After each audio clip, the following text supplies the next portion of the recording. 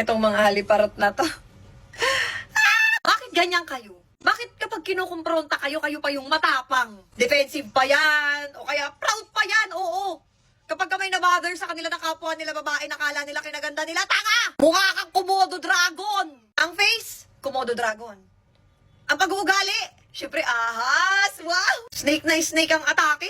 Imbes na mag-take accountability ka, kahit pasabihin mo na para sa'yo, wala ka namang ginagawang masama. The fact na may babae kang nasagasaan sa kaharutan mo at sa kakadikit mo, aba, ikaw pa ang galit.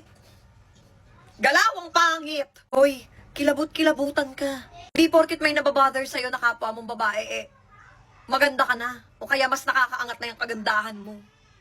Kagandahan ba tawag dyan? Dahil totoo naman na sa panahon ngayon, kung sino pa yung mukhang bayawak, yung pa yung malalakas ang loob. Yung pa yung mas maharot.